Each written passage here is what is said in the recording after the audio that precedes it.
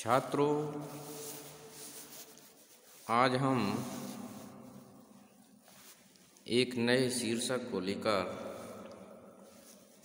उपस्थित हुए हैं, जिसका नाम है वृत्तचित्र। वृत्तचित्र क्या होता है, इसका अर्थ क्या होता है, इसको किस प्रकार से परिभाषित किया गया है, इसके कौन कौन से प्रकार होते हैं और इसकी कौन कौन सी शैलियाँ अर्थात मोड होते हैं, आज हम इन विभिन्न बिंदुओं पर विचार करेंगे। वृत्तचित्र का अर्थ लोकप्रिय मिथक में डॉक्यूमेंट्री शब्द स्कॉटिश डॉक्यूमेंट्री फिल्म निर्माता जॉन ग्रियर्सन द्वारा रॉबर्ट फ्लेहर्टी की फिल्म मोआना की अपनी समीक्षा में गढ़ा गया, जिसे 8 फरवरी 1926 को न्यूयॉर्क सन में प्रकाशित किया गया, जिसे द मूवी गोअर द्वारा लिखा गया। कहने का अर्थ है कि वृत्तचित्र को डॉक्यूमेंट्री शब्द का प्रयोग सबसे पहले ग्रियर्सन द्वारा किया गया। अब हम वृत्तचित्र को कुछ जानते हैं। किसी वृत्त अर्थात समाचार या सत्य घटना पर आधारित फिल्म को वृत्तचित्र कहते हैं। इसमें कलात्मकता, अभिनय और मनोरंजन के स्थान पर वृत्त के विषय में और उद्देश्य पर अधिक ध्यान दिया जाता है। वृत्तचित्र ये महत्वपूर्ण और ऐतिहासिक घटनाओं को बयान करने के लिए इस्तेमाल की जाने वाली फोटोग्राफी का एक रूप है। ये आमतौर पर पेशेवर फोटो जर्नलिज्म से संबंधित होता है, हालांकि इसे आमतौर पर शौकिया, कलात्मक या शैक्षणिक गतिविधि के रूप में भी देखा जाता है। ये सामाजिक रूप से अपनी कहानी गढ़ने के लिए इस प्रकार का चित्र आवश्यक है। दूसरी ओर विषय को सीधे कैमरे से देखने की उम्मीद है। तो इस प्रकार से हमने वृत्तचित्र का अर्थ जाना। अब हम इसकी परिभाषा को देखेंगे कि इसकी क्या परिभाषा हो सकती है।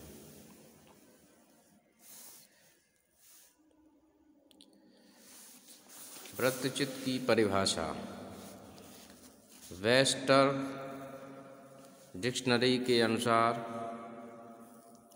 वृत्तचित्र में लिखित दस्तावेज होते हैं। विकिपीडिया वृत्तचित्र को एक गैर काल्पनिक चलचित्र के रूप में परिभाषित करता है, जिसका उद्देश्य वास्तविकता के कुछ पहलुओं का दस्तावेजीकरण करना है, जिसका उद्देश्य एक ऐतिहासिक रिकॉर्ड बनाए रखना है। इस संबंध में बिल निकोलस की क्लासिकल पुस्तक, जिसका शीर्षक इंट्रोडक्शन टू डॉक्यूमेंट्री का उल्लेख किया जा सकता है। फोटोग्राफर का इरादा किसी विशेष सामाजिक मुद्दे के एक सच्चे, उद्देश्यपूर्ण और आमतौर पर ईमानदारी से फोटोग्राफ तैयार करना है। दस्तावेजी चित्र, जैसा कि इसके नाम से संकेत मिलता है, लोगों को कुछ नायकत्व प्रदान करता है। दूसरी ओर ये व्यक्तिगत और अंतरंग फोटोग्राफी की एक शैली है जो फोटोग्राफी के आख्यान पर जोर देते हुए वास्तविक क्षणों को पकड़ने का प्रबंधन करती है।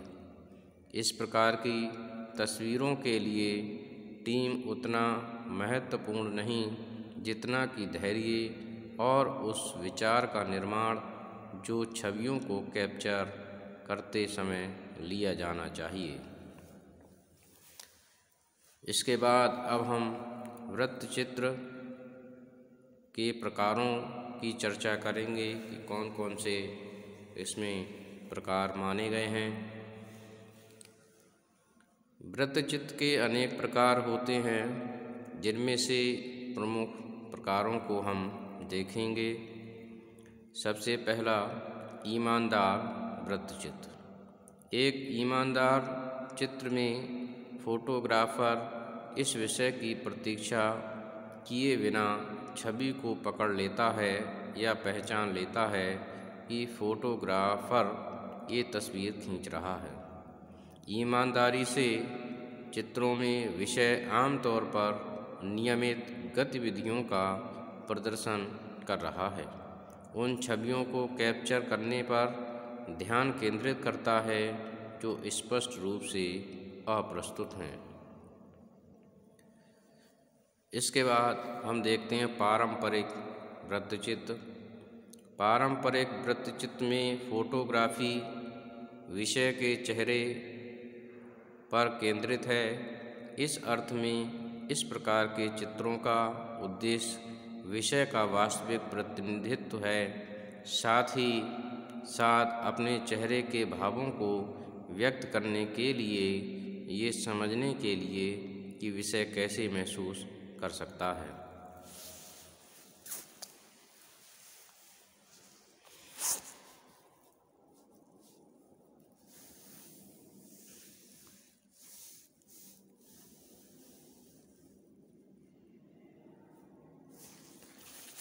पर्यावरण वृत्तचित्र। इसके बाद अब हम पर्यावरण वृत्तचित्र के बारे में देखेंगे। इस प्रकार के चित्र में विषय को प्राकृतिक और दैनिक वातावरण में चित्रित किया जाता है। कहने का आशय है कि व्यक्ति का चेहरा अब नहीं टिकता, केवल आमतौर पर ये पर्यावरण को नायक का हिस्सा बना देता है। इसके बाद अब हम देखेंगे प्रदर्शनकारी वृत्तचित्र। वृत्तचित्र ये महत्वपूर्ण और ऐतिहासिक घटनाओं को बयान करने के लिए इस्तेमाल किए जाने वाली फोटोग्राफी का एक रूप है। आमतौर पर ये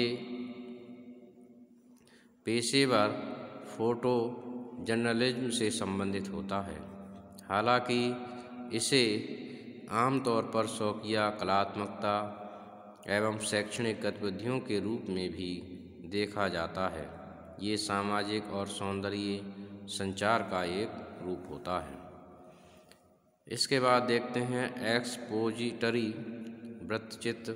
एक्सपोजिटरी डॉक्यूमेंट्री शब्द के सबसे करीब है।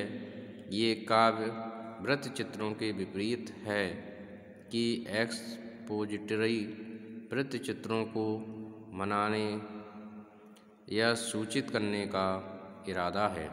ये उभयलिंगी या काव्य वाक्पटुता से रहित है। इस रूप में टेलीविज़न और केन बर्न्स शैली शामिल है। इसके बाद अब हम देखते हैं सहभागी वृत्तचित्र।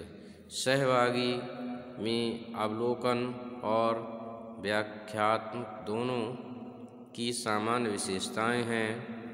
वे कथा के साथ फिल्म निर्माता को शामिल करते हैं। फिल्म निर्माता की आवाज़ को कैमरे के पीछे सुना जा सकता है, जो विषयों को विभिन्न प्रश्नों के साथ प्रेरित करता है। इस प्रकार फिल्म निर्माता सीधे कथाओं की महत्वपूर्ण भूमिकाओं को प्रभावित करता है।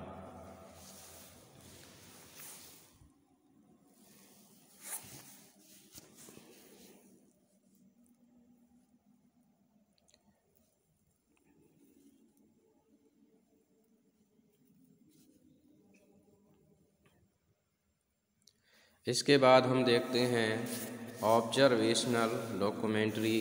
ऑब्जर्वेशनल डॉक्यूमेंट्री दुनिया और परिवेश को देखने पर केंद्रित है। इसकी शुरुआत 1960 के दशक में पोर्टेबल फिल्म उपकरण और उपकरणों के आविष्कार के साथ हुई। उन्होंने दर्शकों को विषय के सबसे महत्वपूर्ण और कभी कभी सबसे अंतरंग क्षण में तल्लीन करने का अवसर देकर किसी मुद्दे के लगभग सभी आयामों को आवाज़ दी।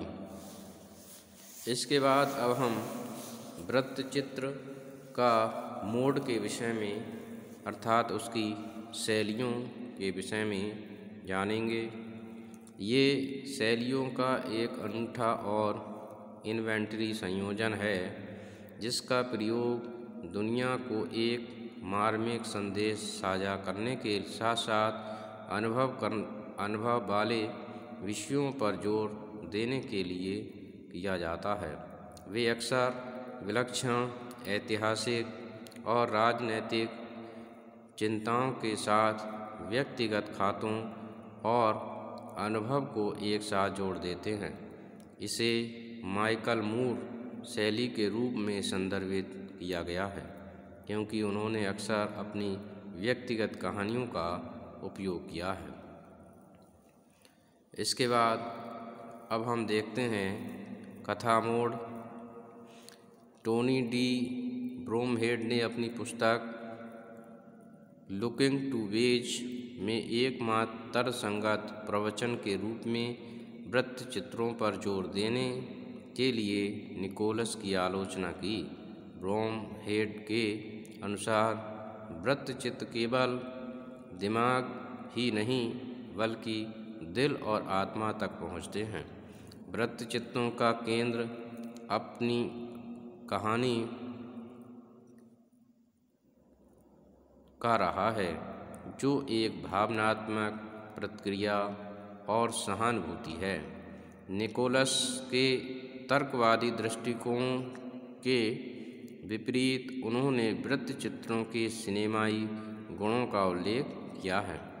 ब्रोमहेड के अनुसार सिनेमा प्रयोगात्मक अभिव्यंजक है और ये जागृत करता है और साथ ही व्यक्तिपरकता को भी स्वीकार करता है। उसके बाद अब हम देखते हैं लीनियर मोड।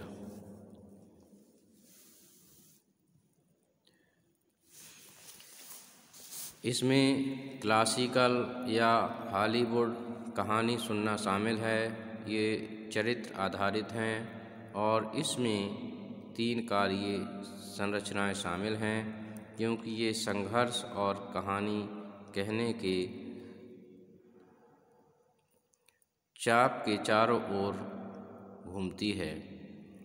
उदाहरण के लिए प्राथमिक डू और लीकॉक। इसके बाद हम देखेंगे डिस्कर्सिव मोड। इसमें सूचनाओं को प्राथमिकता दी जाती है और ये समसामयिक मामलों के वृत्तचित्रों, राजनीतिक वृत्तचित्रों के लिए विशिष्ट हैं। ये विशुद्ध रूप से पत्रकारिता, फिल्म निर्माण के बजाय सिनेमाई सरोकारों को अधिक गुंजाइश दे सकते हैं। ये अक्सर कहानी को स्पष्ट करने के लिए अभिलेख के आकार पर निर्भर करता है। उदाहरण के लिए लोकतंत्र पर युद्ध। इस प्रकार से हमने आज वृत्तचित्र के अर्थ को जाना, वृत्तचित्र की परिभाषा को जाना वृत्तचित्र के प्रकारों को जाना और उसके मोड अर्थात शैलियों के विषय में जानकारी हासिल की। मैं समझता हूँ छात्रों आपने इसको समझा होगा। धन्यवाद।